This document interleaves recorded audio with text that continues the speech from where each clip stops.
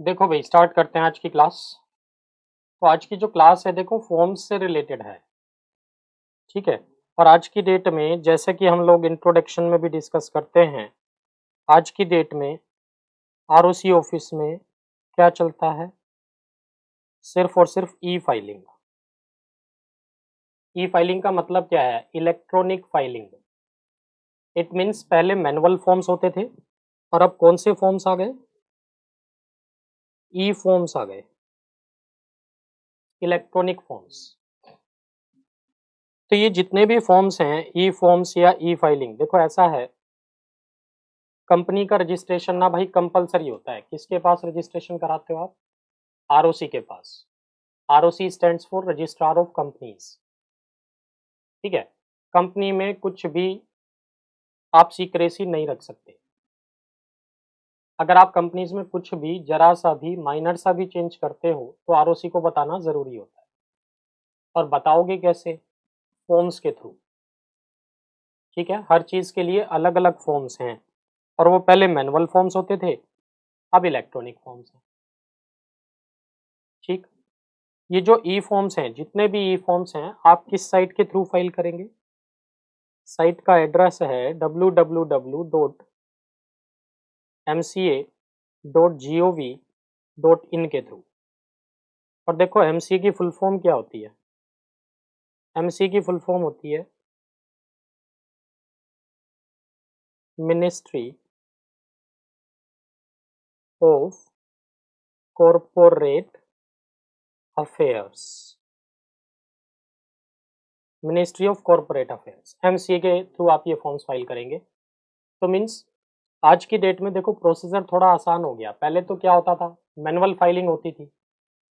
तो सबसे पहले फॉर्म्स खरीद के लाओ, ठीक है, उसको फिलअप करो, आरओसी ऑफिस जाओ। तो बड़ा लंबा चौड़ा प्रोसीजर होता था, पूरा दिन खराब होता था एक फॉर्म फाइल कराने में। और आज की डेट में आप घर बैठे बैठे किसी भी कंपनी का कोई भी फॉर्म फाइल कर सकते हैं। आपको आरओसी ऑफिस जाने की ज़रूरत नहीं है। तो mca.gov.in के थ्रू फाइल कर सकते हैं। और ये जितने भी ई फॉर्म्स हैं, क्योंकि देखो आप घर बैठे बैठे फाइल कर रहे हो, तो इसका मतलब तो कोई भी बंदा किसी भी कंपनी का कोई भी फॉर्म फाइल कर सकता है, ऐसे तो नहीं। तो इसके साथ यूज आया, ई फॉर्म्स के साथ यूज आया डीएससी का, डिजिटल सिग्नेचर सर्टिफिकेट्स। मीन्स जिन फॉर्म्स के साथ डीएससी अटैच होंगे वही फॉर्म्स अपलोड होंगे एमसीए की साइट पे, अदरवाइज नहीं होंगे। तो वो रिस्क भी खत्म हो गया कि भाई कोई भी किसी भी कंपनी का कोई भी फॉर्म फाइल करके भाग जाएगा। अब नहीं कर सकता क्योंकि डीएससी अटैच करने पड़ेंगे। और डीएससी अटैच करोगे तो आपकी इन्फॉर्मेशन आरओसी ऑफिस पहुंच जाएगी, ठीक है। और ये तो साइबर क्राइम हो जाएगा। अगर आप ऑथराइज पर्सन नहीं थे ई फाइलिंग के लिए, फिर भी ऑथराइज आपने ई फाइलिंग की है, ये तो साइबर क्राइम है, पुलिस पहुंच जाएगी आपके घर पे, ठीक। तो आज हम लोग देखो फॉर्म से रिलेटेड ही बात कर रहे हैं सारी। ये जितने भी ई फॉर्म्स हैं सबके सब एमसीए की साइट पे अवेलेबल हैं। तो आप लोग क्या करते हैं, कोई भी फॉर्म अगर फाइल करना है आपको, तो पहले तो ये फॉर्म आप क्या करते हो? डाउनलोड करते हो, फिलअप करते हो और उसके बाद अपलोड कर देते हो एमसीए की साइट पे। तो मुश्किल से 15-20 मिनट लगती हैं कोई भी फॉर्म फाइल करने में, प्रोवाइडेड आपके पास सारे पेपर्स रेडी हो। काम आसान हो गया। अब देखो अगर मैं एग्जाम के पॉइंट ऑफ व्यू से बात करूं, सीएस के, है ना, या सीए के, या कोई भी और अदर एग्जाम्स, तो देखो ये फॉर्म्स ना हमसे डायरेक्टली तो नहीं पूछे जाएंगे, डायरेक्टली तो नहीं पूछे जाएंगे, बट हाँ इनडायरेक्टली जरूर पूछ लेते हैं। कैसे? देखो वो आपसे ना प्रोसीजर जरूर पूछता है हर एग्जाम में, चाहे सीए सीएस कोई भी एग्जाम हो, तो प्रोसीजर जरूर पूछ लेता है। क्या प्रोसीजर पूछ लेता है? कि भाई कंपनी का नाम चेंज करना है, प्रोसीजर बताओ। ये प्रोसीजर तो पूछते हैं भाई, नाम चेंज करना है, रजिस्टर्ड ऑफिस चेंज करना है, प्रोसीजर बताओ। अब देखो नाम चेंज करने का प्रोसीजर जब आप लिखोगे, अगर आपको फॉर्म्स नहीं पता हैं कि कौन से फॉर्म्स फाइल करने हैं, तो आप क्या लिखोगे कि सर स्पेसिफाइड फॉर्म फाइल करेंगे, है ना।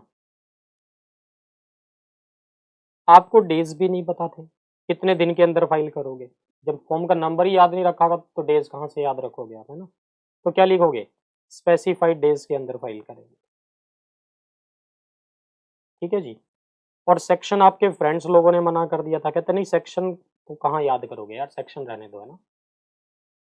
तो फिर क्या लिखोगे, स्पेसिफाइड सेक्शन, कहते जी स्पेसिफाइड सेक्शन में लिखा है ये प्रोसीजर। तो भैया नेट इफेक्ट ये निकलता है, फिर मार्क्स भी ना आपको स्पेसिफाइड ही मिलेंगे, ध्यान रखना, ठीक है। और बजाय इसके आप क्या लिखें, प्रोफेशनल लैंग्वेज यूज करें। नाम चेंज करना है, ठीक है सर, रन फॉर्म यूज करेंगे हम लोग, है ना। ये जो रन फॉर्म है इसके साथ फीस जाएगी 2000 रुपये। इसमें दो नाम का ऑप्शन है, कितने दिन के लिए वैलिड हो जाएगा, 60 डेज के लिए वैलिड हो जाएगा। और क्योंकि नाम चेंज कर रहे हो तो इसलिए स्पेशल रेजोल्यूशन तो पास करना ही पड़ेगा। और क्योंकि स्पेशल रेजोल्यूशन पास कर रहे हो तो form number MGT14 with in 30 days under section 117 तो फाइल करना ही पड़ेगा। तो अगर ये लैंग्वेजेस लिखोगे तो मार्क्स क्यों नहीं मिलेंगे भाई। तो टेक्निकल प्रोफेशनल लैंग्वेज लिखनी है, जनरल लैंग्वेज यूज नहीं करनी है। तो इसलिए फॉर्म्स का पता होना जरूरी है, क्योंकि फॉर्म नंबर लिखना है। और देखो गलत तो बिल्कुल नहीं लिखना है, लिखना तो है बट गलत तो बिल्कुल भी नहीं लिखना है। गलत लिखोगे तो नेगेटिव इम्पैक्ट आएगा उसका, ठीक। तो इसलिए फॉर्म्स का पढ़ना बहुत जरूरी है भाई, ठीक है। यहाँ तक बात मेरी सबको समझ में आती है। चलो भाई ठीक है, तो स्टार्ट करते हैं। हाँ बोलो। चलो भाई स्टार्ट करते हैं। देखो सुनो, ई फॉर्म्स की बात कर रहे थे हम लोग।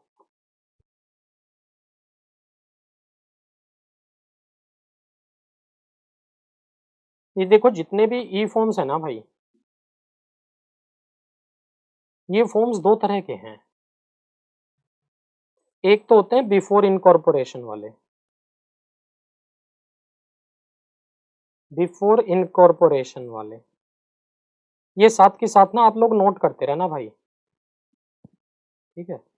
बिफोर इनकॉर्पोरेशन वाले और दो, अब मुझे याद नहीं है मैंने कराया था नहीं कराया था और कितना हुआ था।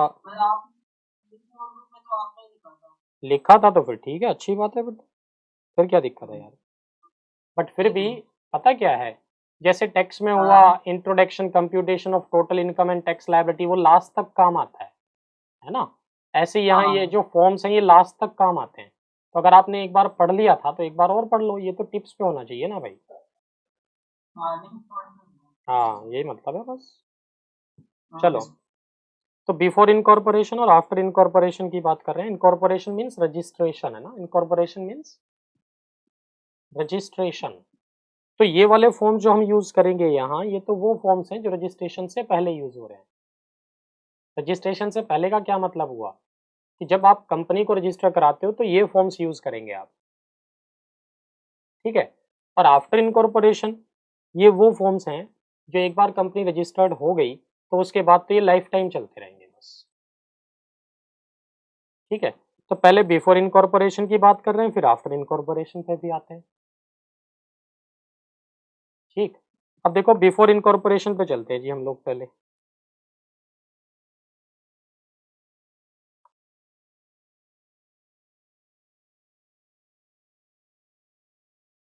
ये जो बिफोर इनकॉर्पोरेशन है ना, देखो इसको भी मैं दो सिचुएशन में बता रहा हूँ यहाँ, ये तो हम लोग बाद में ही पढ़ेंगे।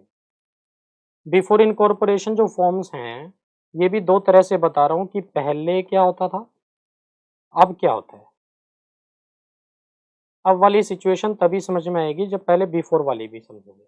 और बिफोर वाली भी 1956 वाली बात नहीं कर रहा हूँ, दोनों ही केसेस 2013 के ही हैं। मतलब 2013 में भी ना काफी फ्रीक्वेंटली चेंजेस आ रहे हैं, कंपनीज एक्ट 2013 आने के बाद भी ये सब फॉर्म्स यूज होते थे, ठीक है। ये कहना चाह रहा हूँ मैं। तो 2013 आने के बाद पहले तो क्या होता था और अब क्या होता है, दोनों बातें पढ़ते हैं हम लोग। तो देखो पहले क्या होता था,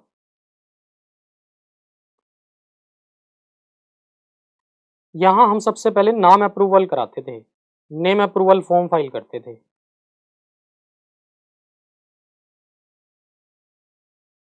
नाम अप्रूव कराते थे आप, ठीक है। और नाम अप्रूव कराने के लिए फॉर्म नंबर इंक 1 यूज करते थे आप, INC1, ठीक। तो देखो जब भी कंपनी बनाते हो सबसे पहला स्टेप क्या होता है? कंपनी का नाम डिसाइड करना। ठीक है, और देखो कंपनी का नाम आप तो कुछ भी रख लोगे, बट आरओसी कुछ भी थोड़ी अलाउ करेगा। तो जो नाम आप रखने जा रहे हो कंपनी का, वो आइडेंटिकल, सिमिलर, प्रोहिबिटेड नहीं होना चाहिए। तो आप जो नाम रखने जा रहे हो, आपको क्या पता कि आइडेंटिकल, सिमिलर, प्रोहिबिटेड है कि नहीं है? अगर आपने चेक नहीं किया तो कैसे पता लगेगा? तो आप क्या करते हो, उसके लिए फॉर्म नंबर इंक 1 फाइल करते थे आप। ठीक है, और इसमें ना भाई 6 नाम का ऑप्शन होता था। ठीक, और उसी को ये फॉर्म नंबर इंक 1 फाइल करते थे, इसमें 6 नाम देते थे प्रायोरिटी बेसिस पे, कि सर इसमें से जो भी अवेलेबल हो वो अप्रूव कर दो। उसके बाद नाम अप्रूव हो गया तो उसके बाद आप लोग क्या करते थे, फॉर्म नंबर इंक 22 फाइल करते थे। इंक 22 में आप लोग क्या बताते थे, एग्जैक्ट एड्रेस किसका, रजिस्टर्ड ऑफिस का, exact address of registered office बताते थे आप। तो मीन्स आप अपनी कंपनी का रजिस्टर्ड ऑफिस कहाँ बनाएंगे, उसका एग्जैक्ट एड्रेस इंक 22 में बताते थे आरओसी को। तो पहली चीज, रजिस्टर्ड ऑफिस क्यों चाहिए, किस लिए चाहिए? इसलिए कि देखो कंपनी के जितने भी स्टेशनरी बुक्स हैं वो सब आप कहाँ मेंटेन करेंगे, रजिस्टर्ड ऑफिस पे। कंपनी की जितनी भी, मतलब आज की डेट में तो अगर हम बात करें एनुअल जनरल मीटिंग की, तो कंपनी की एजीएम कहाँ होगी, रजिस्टर्ड ऑफिस पे। ठीक है, और अगर आपकी कंपनी ने कोई डिफॉल्ट किया तो आरओसी नोटिस कहाँ भेजेगा, रजिस्टर्ड ऑफिस पे। तो रजिस्टर्ड ऑफिस का एड्रेस तो बताओ कम से कम आरओसी को, वो कहाँ नोटिस भेजेगा, कहाँ आप एजीएम करोगे। तो उसका एग्जैक्ट एड्रेस बताते हो आप किसको, आरओसी को। कब बताना है, जब आप कंपनी को रजिस्टर कराते हो ना, उसी टाइम पे बता देना है। वो अलग बात है कि ये हम लोग बाद में भी बता सकते थे, it can be filed later, it can be filed later within 30 days of incorporation. मतलब ये आप बाद में भी बता सकते थे कि चलो कोई बात नहीं, अभी आपने रजिस्टर्ड ऑफिस फाइनलाइज नहीं किया, ये तो पक्का है दिल्ली में ही बनाएंगे, बट दिल्ली में कहाँ, उत्तम नगर, जनकपुरी, द्वारका, वो अभी एट टू बी फाइनलाइज्ड है। तो कोई बात नहीं, पहले आप कंपनी को रजिस्टर करा लो, उसके 30 दिन के अंदर अंदर आप क्या करना, इंक 22 फाइल कर देना। ऐसा भी होता था। तो ये इंक 22 कंपनी फाइल कर रही है आरओसी को, एग्जैक्ट एड्रेस बताते थे आप इसमें। थर्ड पॉइंट में DIR-12 फाइल करते थे आप। DIR का फुल फॉर्म वैसे डायरेक्टर होता है, INC का फुल फॉर्म इनकॉर्पोरेशन होता है, बट फुल फॉर्म लिखना नहीं है, ये फॉर्म के नाम बना दिया आज की डेट में। तो अगर आप डायरेक्टर 12 लिखोगे तो गलत माना जाएगा वो। तो कुछ जगह फुल फॉर्म लिखना गलत होता है, तो कुछ जगह शॉर्ट फॉर्म लिखना गलत होता है। ठीक है, DIR-12 क्या कह रहा है भाई, DIR-12 बोलता था कि भाई जब भी आप अपनी कंपनी में किसी भी KMP को या डायरेक्टर को अपॉइंट करोगे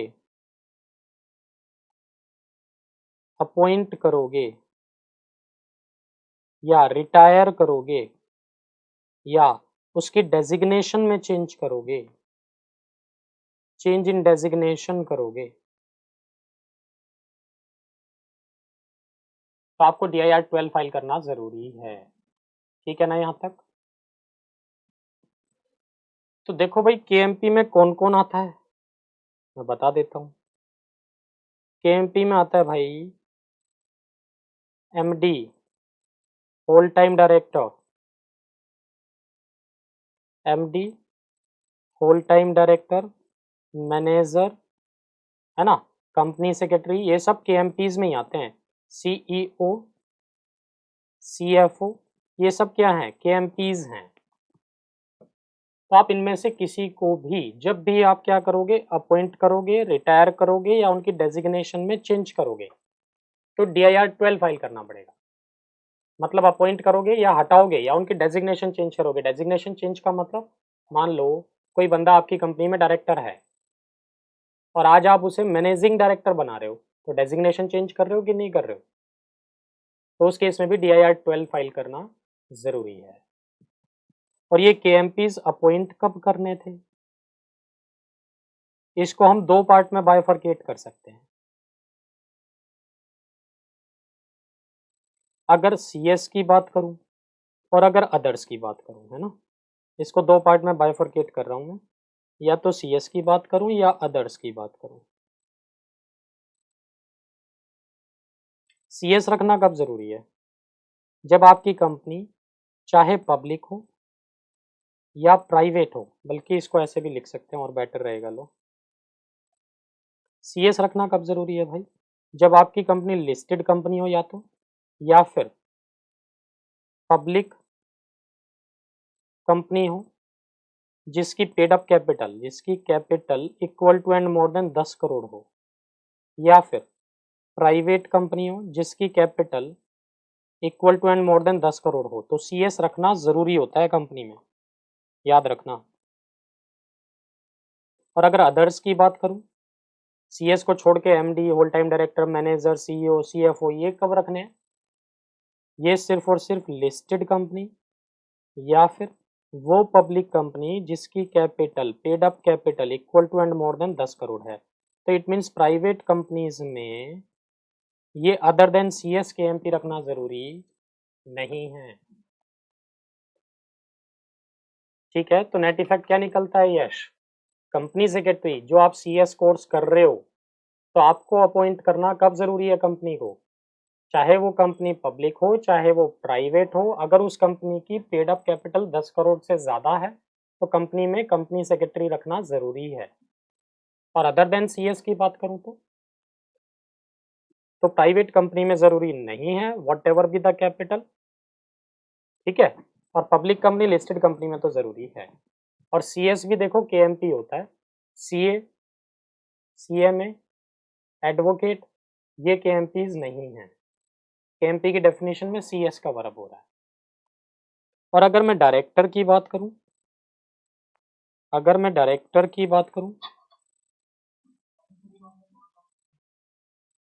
तो देखो, अगर अब हम बात करें डायरेक्टर की, है ना, डायरेक्टर का मतलब मैनेजमेंट होता है, तो कंपनी में क्या डायरेक्टर का होना जरूरी है? ऑब्वियसली, बिना डायरेक्टर के कंपनी चल ही नहीं सकती, मैनेजमेंट कौन देखेगा भाई? ठीक है, तो कंपनी में ओनरशिप और मैनेजमेंट अलग अलग होता है। कंपनी का ओनर कौन होता है? Share holders. और मैनेजमेंट किसके पास होता है? बोर्ड ऑफ डायरेक्टर्स के पास। कंपनी को चला कौन रहा है? Board of directors. ठीक है, तो हम डायरेक्टर की बात कर रहे हैं। क्या कंपनी में डायरेक्टर का होना जरूरी है? बिल्कुल जरूरी है। कब से? From the very beginning. मतलब आज अगर आपकी कंपनी बनी है ना, तो आज आपकी कंपनी में डायरेक्टर होने चाहिए। ठीक है, शुरू से ही डायरेक्टर होने चाहिए। कितने होने चाहिए? वो बात सेक्शन 149(1) बोलता है। और ये KMP की जो डेफिनेशंस वगैरह थी कि KMP होता कौन कौन है, ये कहाँ दिया था? सेक्शन 2 क्लॉज 51 में। और कब कब अपॉइंट करना इनको, ये सब बातें जो थी, ये कहाँ दी थी? रूल 8 प्लस रूल 8A में, है ना। और कंपनी में डायरेक्टर कितने चाहिए? 149(1) बता रहा है। अगर हम बात करें, देखो, पब्लिक कंपनी, या ऐसे नहीं, इसको ऐसे लिख देते हैं लोग, तो डायरेक्टर कितने कितने होने चाहिए? Public company, private company, OPC company, है ना। कौन बता रहा है? 149 सबसेक्शन 1 बता रहा है। पब्लिक कंपनी में 7, प्राइवेट में 2, OPC में 1, ये डायरेक्टर होने जरूरी हैं। मिनिमम की मैक्सिमम, मिनिमम, है ना। और मैक्सिमम की अगर मैं बात करूं तो भाई 15, मैक्सिमम की बात करूं तो कितना है? 15। तो मिनिमम कितने डायरेक्टर चाहिए? 7, 2, 1, 7, 2, 1, और मैक्सिमम 15। और देखो, 15 से ज्यादा रखना है तो स्पेशल रेजोल्यूशन पास करके आप 15 से ज्यादा डायरेक्टर भी रख सकते हैं। ये सारी ही बातें 149(1) में लिखी हुई हैं। तो कंपनी में डायरेक्टर का होना ज़रूरी है फ्रॉम द वेरी बिगिनिंग। तो इसका मतलब देखो ऐसा है, आपकी कंपनी में केएमपी हो भी सकता है और नहीं भी, बट ऐसा नहीं हो सकता डायरेक्टर ना हो।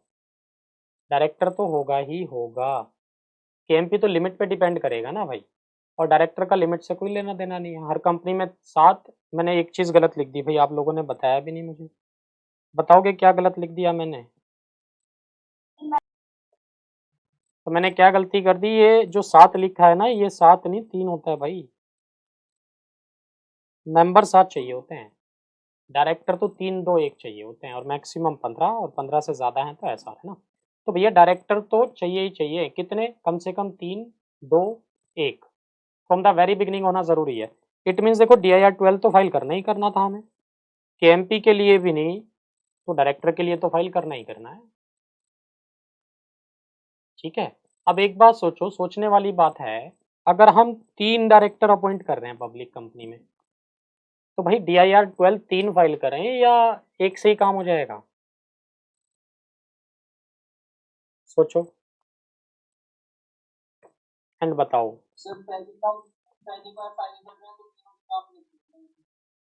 नहीं, मेरा क्वेश्चन ये था कि अगर 3 डायरेक्टर अपॉइंट कर रहे हो तो DIR 12 3 फाइल करें या एक से काम हो जाएगा? एक से ही काम हो जाएगा, 3 फॉर्म फाइल करने की जरूरत नहीं है। और अगर आप 3 फॉर्म फाइल करोगे तो फीस भी 3 बार लग जाएगी, ध्यान रखना। ठीक है, अब मान लो आप शुरू से ही क्या कर रहे हो, डायरेक्टर भी अपॉइंट कर रहे हो 3 तो, और केएमपी भी अपॉइंट कर रहे हो। केएमपी में किसको अपॉइंट कर रहे हो? मान लो सीएस को अपॉइंट करके चल रहे हो आप, तो भाई 4 फॉर्म फाइल करने हैं, मतलब 2 फॉर्म फाइल करना है, एक डायरेक्टर और एक केएमपी के लिए अलग अलग, या एक से ही काम हो जाएगा? एक से ही काम हो जाएगा, अलग अलग क्यों फाइल करना है? उसी में डिटेल्स डायरेक्टर की भी हैं, उसी में डिटेल्स केएमपी की भी हैं। तो बता देना 3 डायरेक्टर हैं जी, एक केएमपी है जी, और क्या करना है? क्यों डबल डबल खर्चा करते हो आप लोग? चलो, तो DIR 12 भी हो गया भाई। ये अभी हम लोग कौन से फॉर्म्स पढ़ रहे हैं? इनकॉर्पोरेशन से पहले वाले, और वो भी पहले में भी पहले वाले, कि कंपनीज एक्ट 2013 में ही पहले क्या होता था। अब नेक्स्ट पॉइंट में आते जी, थर्ड फॉर्म हो गया, फोर्थ में आ जाओ। फोर्थ में क्या होता था कि आप ना एक स्टेचुटरी डिक्लेरेशन फाइल करते थे, स्टेचुटरी डिक्लेरेशन। इसको ऐसे ना लिख के ऐसे लिखता हूँ लो। नेक्स्ट होता था भाई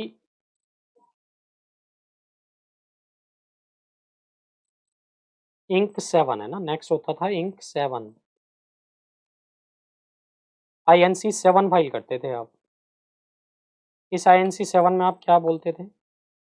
इसमें आप एक स्टेचुटरी डिक्लेरेशन फाइल करते थे regarding compliance of registration formalities।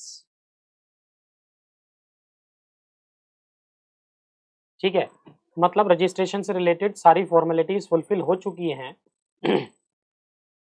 आप एक ऐसी डिक्लेरेशन फाइल करते थे, और कंपनी को ना ये डिक्लेरेशन लेनी पड़ती थी। किससे? या तो CAP से, chartered accountant in practice, CSP से, ठीक है, एडवोकेट से, हाई कोर्ट का या सुप्रीम कोर्ट का, जो भी है, इनसे आप ये डिक्लेरेशन लेते थे। मतलब आप क्या करते थे, इनके पास जाते थे और इनसे जाके बोलते थे कि सर आप ना हमें 8 दे दो, INC 8 दे दो। तो ये समझ गए प्रोफेशनल, INC 8 का मतलब आप इनसे क्या मांग रहे हैं? डिक्लेरेशन कि रजिस्ट्रेशन से रिलेटेड सारी फॉर्मेलिटीज फुलफिल हो चुकी हैं। तो ये बोलते थे ठीक है भाई, फीस लगेगी इतनी, तो आप उसे फीस दे दोगे प्रोफेशनल को, तो वो क्या करेगा? इंक 8 दे देगा। इंक 8 कहाँ से डाउनलोड करेंगे? ये भी MC की साइट से ही डाउनलोड होगा। और ये इंक 8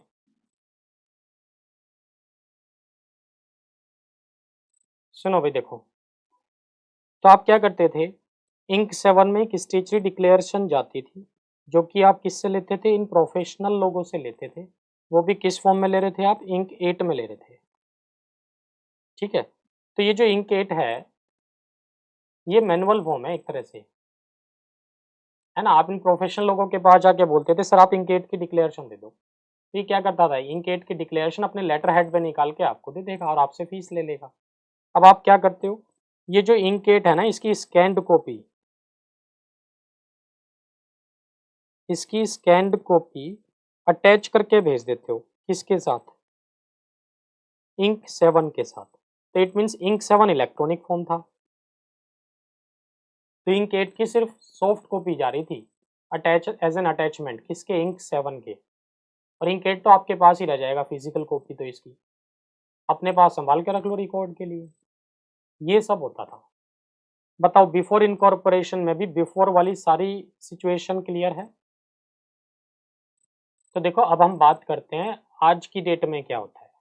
ये तो बात की हमने बिफोर इनकॉर्पोरेशन में पहले क्या होता था, अब क्या होता है, अब की बात कर लेते हैं।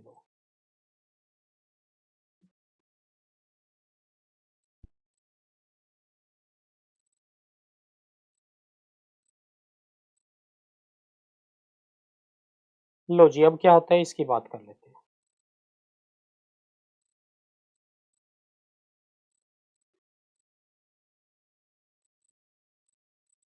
नाउ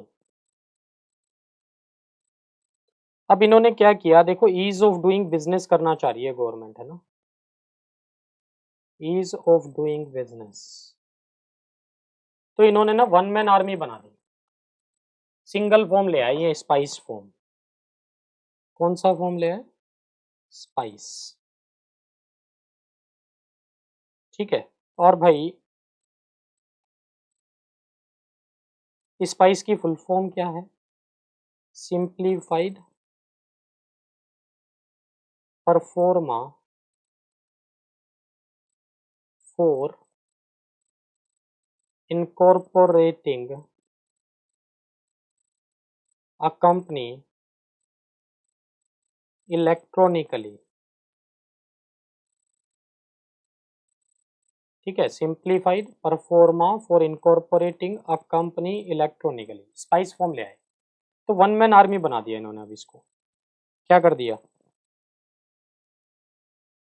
स्पाइस फॉर्म फाइल करो, और इसी स्पाइस फॉर्म में देखो नाम की भी डिटेल्स हैं, रजिस्टर्ड ऑफिस की भी डिटेल्स हैं, सब डायरेक्टर्स और केएमपीज की डिटेल्स भी सब इसी में है, ठीक है ना। ये सारी डिटेल्स स्पाइस फॉर्म में दे दी। जैसे हम लोग अलग अलग फॉर्म फाइल कर रहे थे ना पहले, कौन कौन से फॉर्म, नाम के लिए इंक 1 में अप्रूव करा रहे थे, एड्रेस के लिए इंक 22 फाइल कर रहे थे, डायरेक्टर और केएमपीज के लिए DIR 12 फाइल कर रहे थे, और इंक 7 की डिक्लेरेशन फाइल कर रहे थे। इन सब फॉर्म्स को खत्म करके इन्होंने क्या किया, गवर्नमेंट ने अब स्पाइस फॉर्म ले आए, कहते आप ये सिंगल फॉर्म फाइल करो बस, ठीक है, स्पाइस फॉर्म, और इसी में सारी डिटेल्स आ जाएंगी। स्पाइस देखो, स्पाइस प्लस आ गया लेटेस्ट फॉर्म तो इसके लिए, ठीक है। तो स्पाइस फॉर्म अगर आप लिखेंगे तो वो भी चलेगा, स्पाइस प्लस भी चलेगा, स्पाइस 32 मत लिखना आप, लेटेस्ट जो फॉर्म आया। स्पाइस 32 होता था अब पहले, अब इसमें लेटेस्ट अमेंडमेंट आ गया एक और, कि स्पाइस 32 को नया फॉर्मेट निकाल दिया इन्होंने, उसको स्पाइस प्लस बोलते हैं, ठीक है। तो इसी में नाम की भी डिटेल्स हैं, रजिस्टर्ड ऑफिस की भी हैं, डायरेक्टर्स और केएमपीज की भी हैं, सारी डिटेल्स इसी में है। बट अगेन अगर आप नाम एग्जैक्टली डिसाइड नहीं कर पा रहे हो, डाइसी लग रहा है आपको नाम मिलेगा नहीं मिलेगा, तो पहले आप आराम से नाम भी अप्रूव करा सकते हैं, उसके लिए नया फॉर्म है रन फॉर्म, ठीक है। बट आज की डेट में तो हर कोई क्या करता है, रन फॉर्म यूज ही नहीं करता, सीधे सीधे स्पाइस फॉर्म फाइल करते हैं बस। तो स्पाइस में कंपनी का नाम भी लिखोगे, रजिस्टर्ड ऑफिस का एड्रेस भी बताओगे एग्जैक्ट, डायरेक्टर कौन कौन होगा, केएमपीज कौन कौन होंगे, उनके आईडी प्रूफ, एड्रेस प्रूफ, ये सब अटैच होके जाएंगे इसके स्पाइस फॉर्म के साथ। अटैचमेंट्स भी जाते हैं काफी सारे, तो अटैचमेंट में क्या दोगे आप, रजिस्टर्ड ऑफिस का एड्रेस बता रहे हो ना, तो एड्रेस का, रजिस्टर्ड ऑफिस का जो एड्रेस है उसके लिए डॉक्यूमेंट चाहिए, चाहे पानी का बिल की कॉपी दो, बिजली के बिल की कॉपी दो, ठीक है ना, रजिस्ट्री की कॉपी लगा दो, वो सब जो चीज़ें हैं।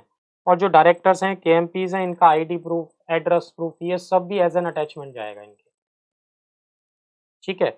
और जो लास्ट में ये फॉर्म होता था ना इंक 7, और साथ में देखो इसी के वो भी अटैच होगा, इंक 8, इंक 8 अटैच करेंगे, इंक 7 अटैच नहीं करेंगे, ये भी याद रखना। इंक 7 तो डायरेक्ट आरओसी को जाता था ना, तो इंक 8 क्या होता था, प्रोफेशनल से आप एक डिक्लेरेशन ले रहे थे कि रजिस्ट्रेशन से रिलेटेड सारी फॉर्मेलिटीज फुलफिल हो चुकी हैं।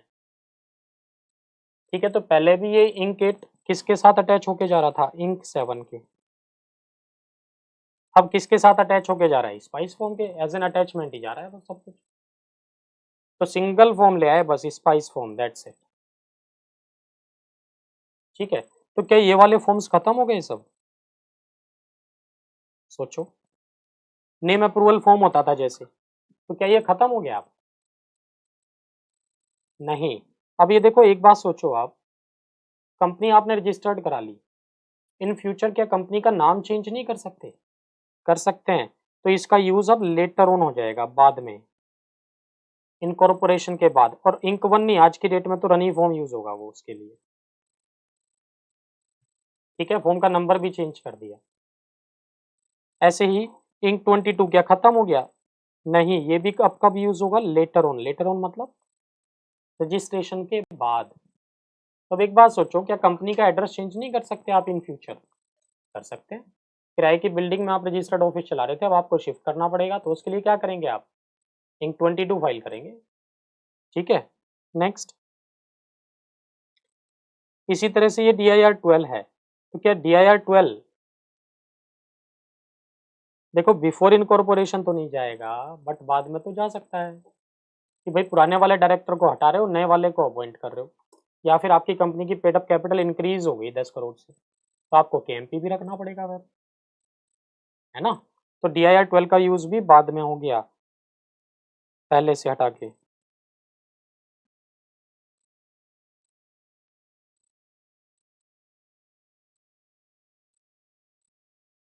ठीक है जी, नेक्स्ट। ये जो इंक 7 था ना भाई, ये इंक 7 तो कंपनी की लाइफ में सिर्फ एक ही बार जाता था, जब आप कंपनी को रजिस्टर कराते थे, और अब इन्होंने इंक 7 खत्म कर ही दिया रजिस्ट्रेशन से पहले। तो मतलब ये फॉर्म तो खत्म ही हो गया, आज की डेट में है ही नहीं, ना पहले ना बाद में।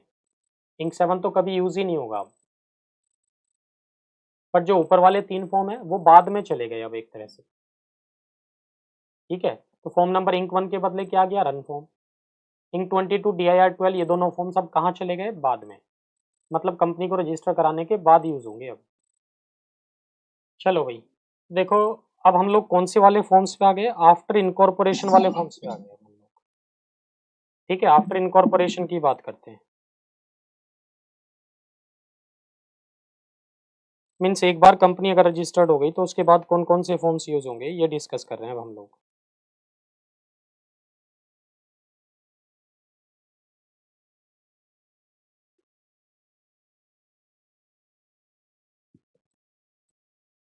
लो जी,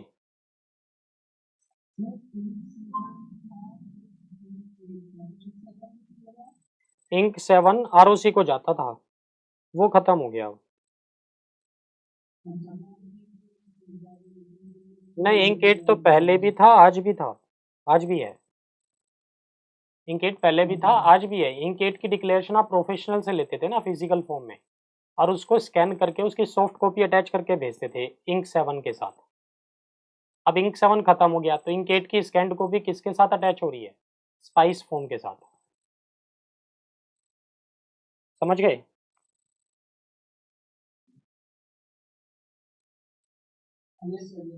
चलो आफ्टर इनकॉर्पोरेशन में आ जाओ।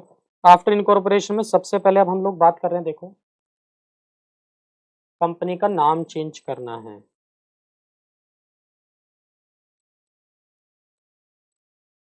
उसके लिए हम लोग फॉर्म यूज करेंगे, रन फॉर्म। रन फॉर्म किस लिए यूज हो रहा है, for change in the name of company.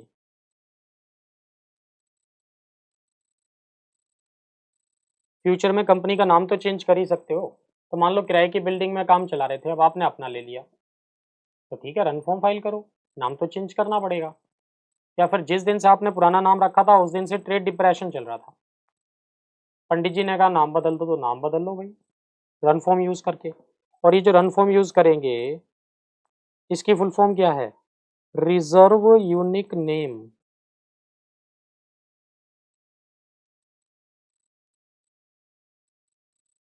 Reserve unique name, इस रन फॉर्म में 2 नाम का ऑप्शन है बस, ऑप्शन फॉर 2 नेम्स, ठीक है। प्लस इसके साथ फीस भी कितनी देते हैं आप, फिक्स्ड फीस देते हैं से 2000।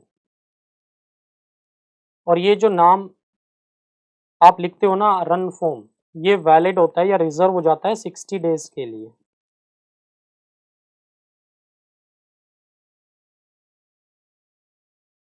ठीक है। एंड ये जो 2000 रुपये फीस देते हो आप, ये 2 टाइम्स तक वैलिड है। तो मतलब वो ये कहना चाह रहा है कि भाई देखो, जब भी नाम चेंज करोगे तो पुराना नाम हटा के नया रखोगे, तो जो नया नाम रखोगे वो नाम फिर से आपको आरओसी से अप्रूव कराना पड़ता है कि वो नाम आइडेंटिकल, सिमिलर, प्रोहिबिटेड तो नहीं है। तो आरओसी के पास कौन सा फॉर्म फाइल कर रहे हैं आप, रन फॉर्म। उसमें आप 2 नाम लिख के भेजते हो। लाइक फॉर एग्जांपल कि सबसे पहले तो आप हमें क्या दे देना जी, रिलायंस इंडस्ट्रीज लिमिटेड दे देना। वो ना हो तो क्या दे देना, रिलायबल दे देना। तो ये 2 नाम लिख के भेज दिया आपने, किस फॉर्म में, रन फॉर्म में, और साथ में फीस भी दे दी 2000 रुपये। तो आरओसी क्या करेगा, इसी सीक्वेंस में चेक करेगा। सबसे पहले रिलायंस, रिलायंस नेम तो वो आपको देगा नहीं, क्योंकि ये नाम तो ऑलरेडी रजिस्टर्ड है, एक नाम से 2 कंपनी तो नहीं हो सकती। फिर वो रिलायबल पे आएगा। अब जब वो रिलायबल पे आएगा तो आरओसी ये चेक करेगा कि क्या पब्लिक कंफ्यूज होगी रिलायबल और रिलायंस में। अगर पब्लिक कंफ्यूज होगी, मतलब पब्लिक को लगेगा कि ये रिलायबल भी रिलायंस वालों की ही कोई ग्रुप कंपनी है, तो वो ये वाला नाम भी अप्रूव नहीं करेगा, वो ये वाला नाम भी अप्रूव नहीं करेगा, है ना, रिजेक्ट कर देगा इसको भी। क्या कहेगा भाई, ये दोनों नाम ही रिजेक्ट हो गए, दूसरा रन फॉर्म फाइल करो दोबारा से। तो क्या फीस दोबारा देनी पड़ेगी?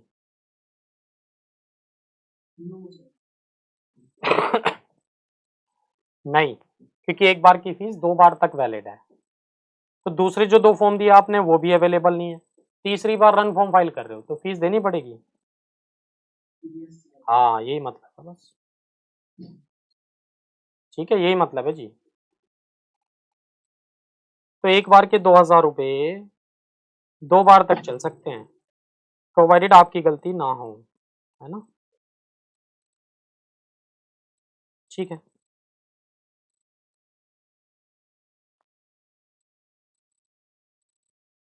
चलो जी।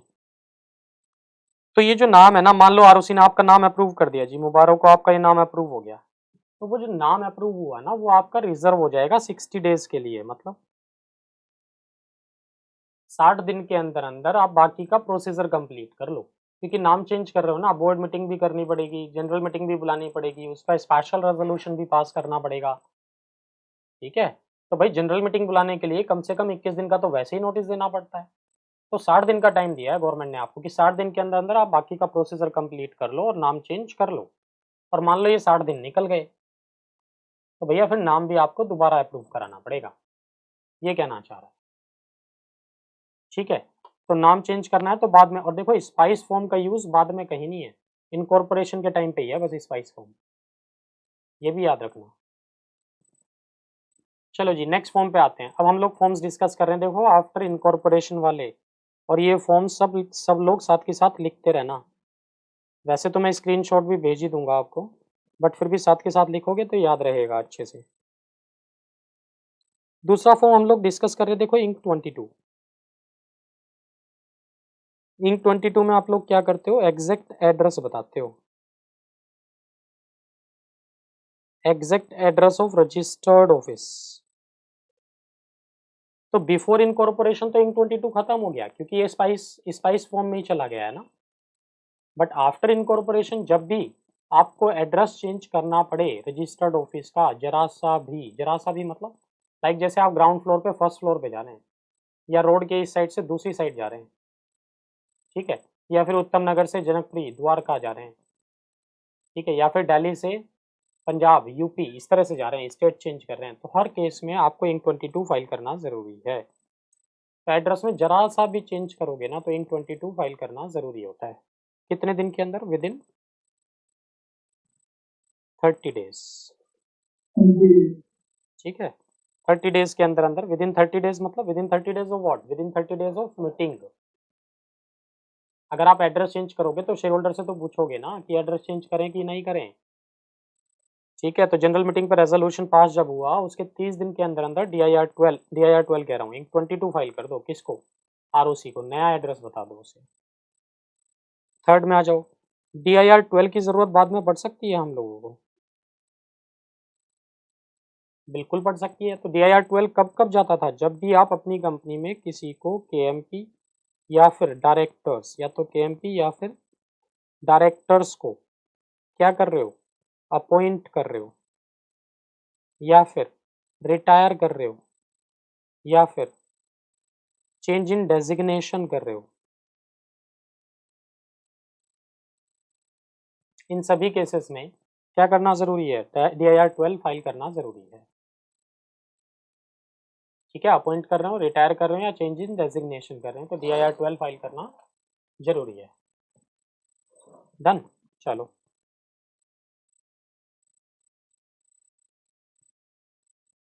फिफ्थ, इंक 7 इंक 8 वाली जो बात होती है, तो देखो बिफोर इनकॉर्पोरेशन ही होती है। तो इंक 8 की जो डिक्लेरेशन आप प्रोफेशनल लोगों से लेते हो, एक ही बार लोगे, बार बार लोगे? सोचो, उसमें था क्या इंक 8 में? इंक 8 में आप ये डिक्लेरेशन देते थे कि भाई रजिस्ट्रेशन से रिलेटेड सारी फॉर्मेलिटीज फुलफिल हो चुकी हैं, प्लस जो मेमोरेंडम आर्टिकल्स में लिखा है वो सब कुछ लीगल है, कुछ भी इलीगल नहीं है। तो रजिस्ट्रेशन से रिलेटेड फॉर्मेलिटीज कितनी बार फुलफिल करोगे भाई आप? एक ही बार तो करोगे कंपनी की लाइफ में। क्या कंपनी का रजिस्ट्रेशन दोबारा कराना है कभी? नहीं। क्या उस रजिस्ट्रेशन को रिन्यू कराना है कभी? नहीं, रिन्यूअल की भी जरूरत नहीं होती भाई। तो इंक 7 तो खत्म ही हो गया, है ही नहीं। और इंक 8 है, बट बिफोर इनकॉर्पोरेशन है, आफ्टर में यूज नहीं होता वो। ठीक है, चलो अब नेक्स्ट फॉर्म पे चलते हैं। नेक्स्ट फॉर्म की देखो, अगर हम बात करें तो नेक्स्ट फॉर्म है जी AOC 4 में आप लोग क्या करते हो? अकाउंट्स फाइल करते हो ROC को। क्या करते हो? अकाउंट्स फाइल करते हो ROC को। Trading, P&L, balance sheet, CFS, ये जो फाइनेंशियल स्टेटमेंट्स बनाते हैं, ये ROC को फाइल करते हो AOC 4 में। ठीक है, और कितने दिन के अंदर? Within 30 days. Within 30 days of या तो AGM या एडजर्न्ड AGM या AGM out to have been held.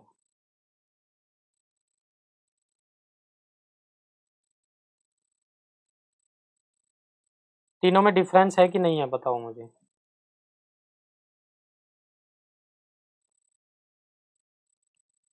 AGM, adjourn AGM and AGM out to have been held. Difference तो है, राइट? 30 दिन के अंदर अंदर ही जाते हैं फॉर्म्स, नॉर्मली 30 दिन के अंदर अंदर जाते हैं, एक्सेप्शनल केसेस को छोड़ के, है ना, विद इन 30 डेज। ठीक है, चलो AOC 4 में आ जाओ। तो भाई वो ये कहना चाह रहा है, लाइक जैसे AGM हो गई आपकी, AGM होनी थी, हो गई, तो बस जिस डेट को AGM होगी उसके 30 दिन के अंदर अंदर आप क्या करो? AOC 4 फाइल कर दो। किसको? ROC को। अब मान लो AGM की लास्ट डेट तो थी 31 जुलाई, है ना, AGM की लास्ट डेट तो थी 31 जुलाई मान लो। आपने AGM बुलाई थी 10 जुलाई को, पहले तो बुला ही सकते हैं, लेट नहीं करना। तो 10 जुलाई को AGM बुलाई थी, बट ये AGM ना एडजर्न्ड हो गई। ये AGM क्या हो गई? एडजर्न्ड हो गई। क्यों एडजर्न हो गई?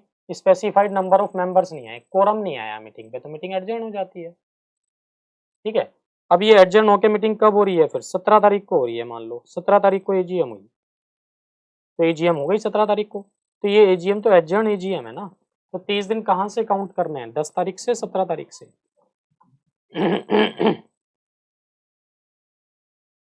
हाँ जी, तो 17 से काउंट करेंगे। वो ये कहना चाह रहा है एडजर्न AGM से काउंट करो। और मान लो भाई आज 31 जुलाई है, आज AGM हो जानी चाहिए थी, अभी तक तो हुई नहीं। आज 31 जुलाई है, तो बस आज से ही 30 दिन काउंट कर लो और अकाउंट्स फाइल कर दो, ये कहना चाह रहा है वो। ठीक है, ये मतलब था। और ये सारी बातें कहाँ लिखी हैं? सेक्शन 137 में एओसी 4 फाइल करो 30 दिन के अंदर अंदर अंडर सेक्शन 137 में। नेक्स्ट में आ जाओ जी, पॉइंट नंबर 6।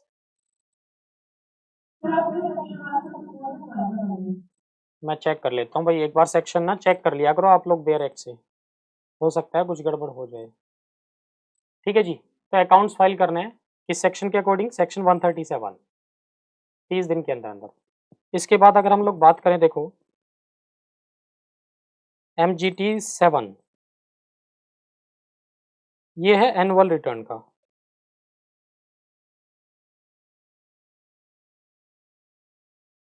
एनुअल रिटर्न कितने दिन के अंदर फाइल करनी होती है, that is with in 60 days.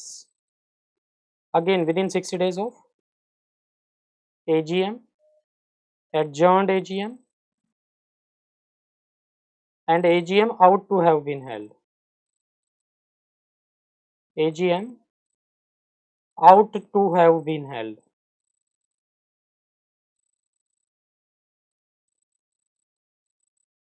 ठीक है, मतलब AGM हो गई, तो जब AGM हुई उसके 60 डेज के अंदर अंदर, या फिर AGM हुई थी एडजर्न हो गई, ठीक है, तो एडजर्न AGM से काउंट करो। और AGM out to have been held मतलब जिस डेट तक हो जानी चाहिए थी उसके 60 डेज के अंदर अंदर क्या करो, एनुअल रिटर्न फाइल करो MGT 7 में, राइट। और ये बातें कहाँ लिखी हैं, सेक्शन 92 में।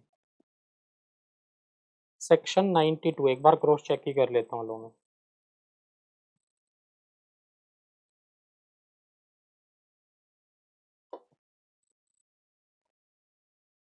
ठीक है जी, तो सेक्शन 92 सबसेक्शन 4 बोलता है ये सारी बात कि भाई AGM, एडजर्न AGM या AGM out to have been held के 60 डेज के अंदर अंदर क्या करना है आपको, एनुअल रिटर्न फाइल कर देनी है। किस फॉर्म में, MGT 7 में।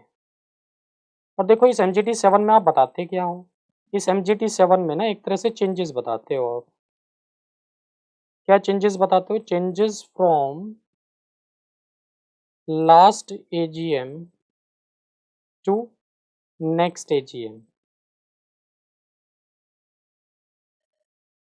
लास्ट AGM से लेके करंट AGM तक आपकी कंपनी में क्या क्या चेंजेस हुए हैं ये सब बताते हो। किस फॉर्म में, MGT 7 में। और देखो जितने भी चेंजेस हुए सारे नहीं बताने होते, ये MGT 7 फॉर्म ना अपने आप पूछ लेता है आपसे, आपको बताने की जरूरत नहीं है। क्या पूछ लेता है, लाइक कंपनी ने लास्ट AGM से इस AGM के बीच में लोन लिया है क्या, लिया है तो बताओ। MD अपॉइंट किया है क्या, किया है तो बताओ।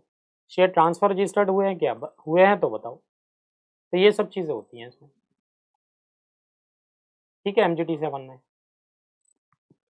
और देखो AOC 4 तो जा रहा है 30 दिन के अंदर, है ना।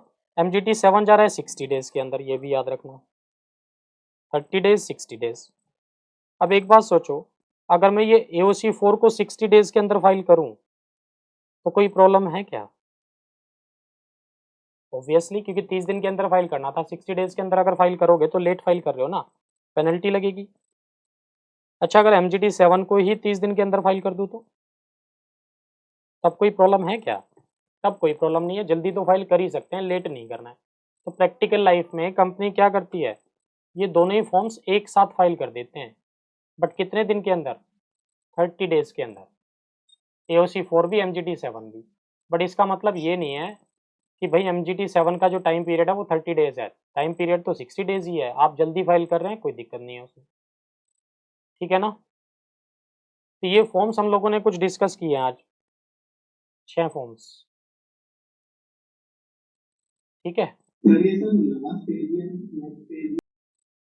आप एक बात सोचो ना यार, लास्ट AGM से नेक्स्ट AGM का मतलब आप क्या प्रोस्पेक्टिव लेके चल रहे थे कि भाई अगले साल जो AGM होगी, तो भाई जो अगले साल तक AGM होगी उसके चेंजेस क्या पहले से बता सकते हो आप, नहीं। तो मीन्स लास्ट AGM से नेक्स्ट AGM मतलब, नेक्स्ट AGM का मतलब ये करंट AGM की बात कर रहा है भाई। AGM के 60 डेज के अंदर अंदर फाइल कर रहे हो ना एनुअल रिटर्न, तो 60 डेज पहले तक जो चेंजेस हुए हैं एक तरह से वो बताने। AGM तो 60 डेज पहले हुई है ना हमारी, तो लास्ट AGM से करंट AGM जो अभी हुई है रिसेंटली, वहां तक क्या क्या चेंजेस हुए हैं वो सब बताने हैं इसमें। ठीक है जी, तो देखो आज के लिए हम लोग इतना ही रखते हैं, जो बाकी बचे हुए फॉर्म्स हैं वो हम लोग नेक्स्ट क्लास में डिस्कस करेंगे, जो मोस्ट रिलीवेंट फॉर्म्स हैं। ठीक है, तो आज के लिए हम लोग इतना ही रखते हैं। ये वीडियो आपको पसंद